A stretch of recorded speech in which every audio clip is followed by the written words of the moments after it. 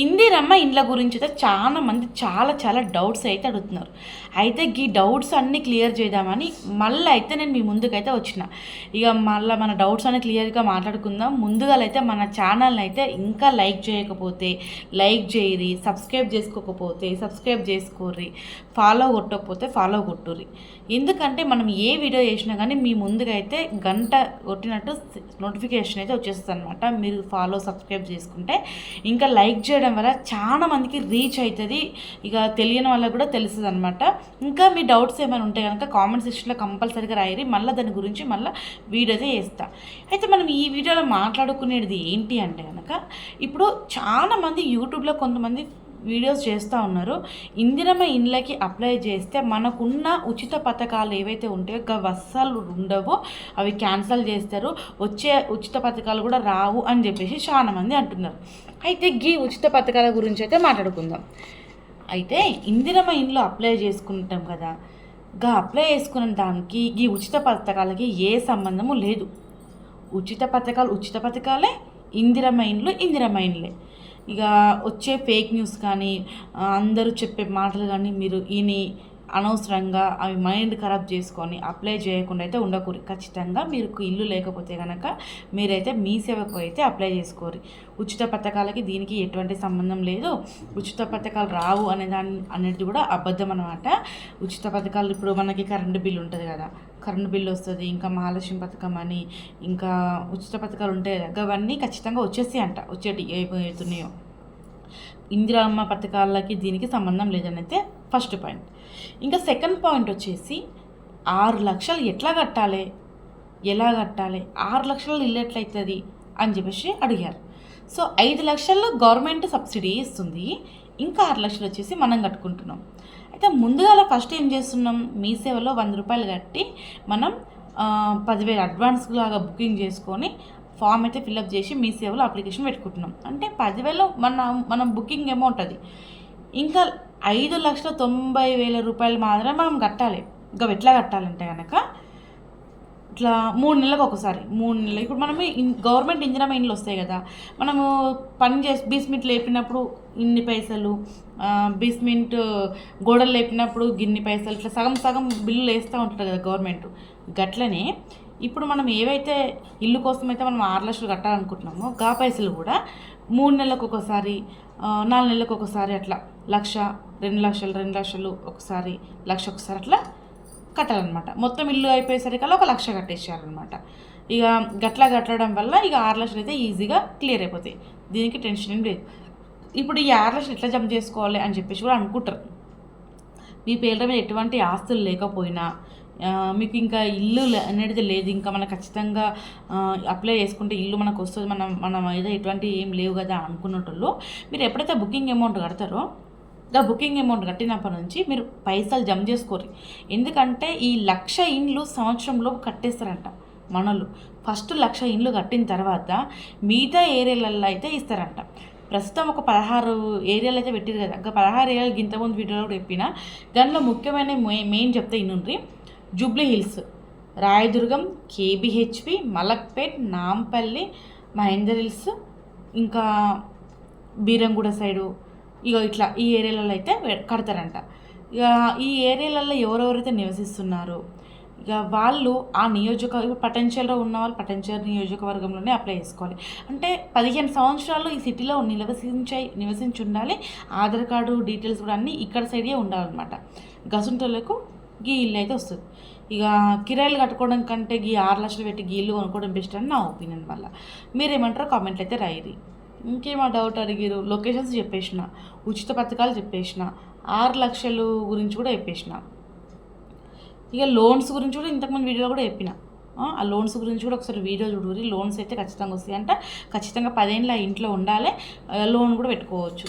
ఈ గవర్నమెంట్ మనకి గవర్నమెంట్ ల్యాండ్లోనే ఇల్లు కట్టిస్తారంట. ఈ సిటీలోనే వెతుకుతున్నారనమాట ల్యాండ్స్. సో ఆ ల్యాండ్లలోనే ఆ జాగాలలోనే మనకి ఇల్లు కట్టిస్తారంట. ఇక 2 వీలర్ పార్కింగ్ చేసుకొని ఉంటాయంట. Hall, kitchen, bedroom, wash area give అయితే ఉంటాయంట. ఇక 5 లక్షల ఇల్లు ఎట్లా రెడీ చేస్తారనేది కూడా వాళ్ళు బ్రౌజర్ కూడా అవన్నీ అయితే రెడీ చేసిరు. యూట్యూబ్లలో అయితే వస్తూనే ఉన్నాయి, చూడరు జడ అవి కూడా. ఇంకేమైనా డౌట్స్ ఉంటే కూడా అడుగుర్రి. ఇంకా మనం main points toll free number కూడా ఇంతకుముందు చెప్పినా, మళ్ళీ చెప్తున్నా, ఒకసారి రాసుకోర్రి. ఏం డౌట్స్ ఉన్నా కానీ ఈ నెంబర్కి అయితే ఫోన్ చేయరి, అక్కడైతే అన్ని డీటెయిల్స్ అయితే చెప్తారు. 04024603572. ఈ నెంబర్కి మీరు ఫోన్ చేసిర్రు అనుకోర్రి. ఈ నెంబర్కి ఫోన్ చేస్తే పొద్దుగాల 10 గంటల నుంచి సాయంత్రం దాకా 6 గంటల దాకా అయితే ఉంటారంట. ఏ డౌట్ అడిగినా కానీ వీళ్ళైతే చెప్తారంట. ఇక మరి ఎవరెవరైతే డౌట్స్ ఉన్నాయి ఏంటి అనేది ఈ నెంబర్కి అయితే ఖచ్చితంగా ఫోన్ చేసి డీటెయిల్స్ అయితే కనుక్కోరు.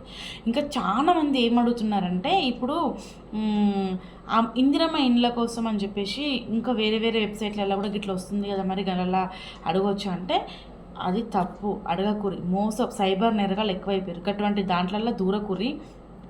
ఇందిరమ్మ ఇండ్ల గురించి డైరెక్ట్గా మీరు హెల్ప్ లైన్కి కాల్ చేయరి, లేదా మీ సేవకు కోరి. ఇంకా మీ సేవకి హెల్ప్ లైన్కి ఫోన్ చేసి అనుకోర్రి. ఇక మీకున్న డీటెయిల్స్ అన్నీ చెప్తారు. వాళ్ళు వాట్సాప్ నెంబర్ కూడా ఇస్తున్నారంట. ఆ వాట్సాప్ నెంబర్ గురించి నేను మరొక వీడియో అయితే ఇస్తాను.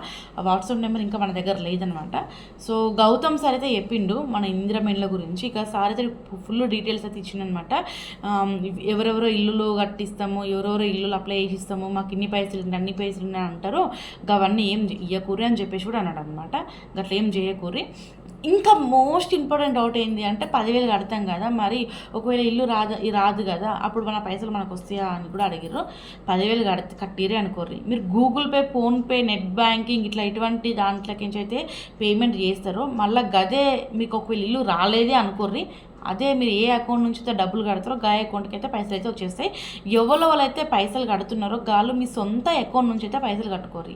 వేరే అకౌంట్ల నుంచి పైసలు కట్టారు అనుకోరు, మళ్ళీ మీకు పరిచయం అయిపోతుంది అనమాట. ఇంకొకటి, ఇందిరమ్మ ఇండ్ల గురించి ఫామ్లో ఏమేమి ఫిలప్ చేయాలి తెలుసా?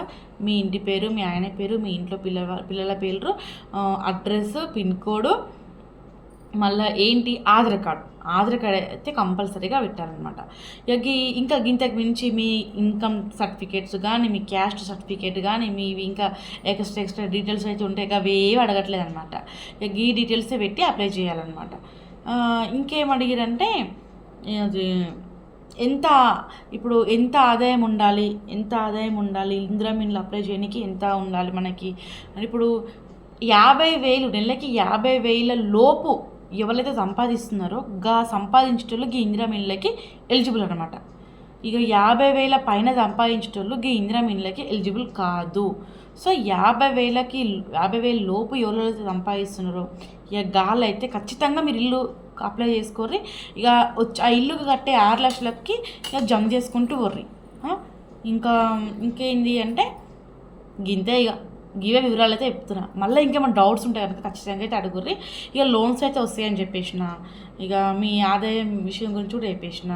ఇంకా చాలా మంది పథకాలు పోతాయి అని టెన్షన్ పడుతున్నారని ఇక మెసేజ్లు వచ్చినాయని ఇక పథకాలు ఏం పోవు అని చెప్దామనైతే వచ్చినమాట. సో ఇంకా చాలా మందికి అయితే ఇల్లు లేని వాళ్ళైతే మస్తు మంది ఇబ్బంది పడుతున్నారు. ఇక వాళ్ళందరూ అయితే ఇప్పుడు మామూలుగా మనం కిరాయికి ఉంటున్నాం, నెలకి ఇప్పుడు రెంట్ ఎట్లున్నాయి 10,000 15,000 ఉన్నాయి సింగిల్ బెడ్రూమ్. సో కిరాయి ఏదో 6 లక్షలు కట్టి గన్లుంటే అయిపోతుంది కదా. ఇప్పుడున్న కిరాయి ఇళ్ళల్లో కూడా చిన్నగానే కడుతున్నారు. హాలు, కిచెన్, బెడ్రూమ్, పెద్దగా పెద్ద రూమ్లు ఏం కడతలేరు, సింగిల్ బెడ్రూమ్స్. సో గింతకంటే అధ్వానం అయితే ఏం కాదు కదా. మనం గిన్నెల కిరాయి ఇంట్లోనే మెసులు కుట్టుతామంటే ఇంటికి పోయి 6 లక్షలు కట్టి ఇంట్లో ఉంటే మన సొంత ఇల్లు అనే ఫీలింగ్ ఉంటుంది, మన అనే ఫీలింగ్ ఉంటుంది. సో ఖచ్చితంగా మీకు కూడా మంచిగా జరుగుతుంది నా యొక్క ఒపీనియన్. సో ఇప్పుడు 6 లక్షలకి మనకు సిట్లో ఇల్లు వస్తలేదు. అదేదో మనం గవర్నమెంట్ తరఫున మనకు 6 లక్షలకి ఇల్లు ఇస్తున్నారంటే తీసుకోవడం బెస్ట్ కదా, అప్లై చేసుకోవడం బెస్ట్ కదా. కానీ ఇంకా మళ్ళీ ఒక విషయం చెప్తున్నా, ఎవరికైతే ఇల్లులు ఉన్నాయి, జాగాలు ఉన్నాయి, భూములు ఉన్నాయి, ఊళ్ళల్లోకి ఇవన్నీ మీకు ఎవరికైతే ఉన్నాయో వాళ్ళు ఎవరు అప్లై చేయకూరి. ఎందుకంటే లేనోళ్ళు అప్లై చేసుకుంటే మంచిది. మాకుంది, నేను అప్లై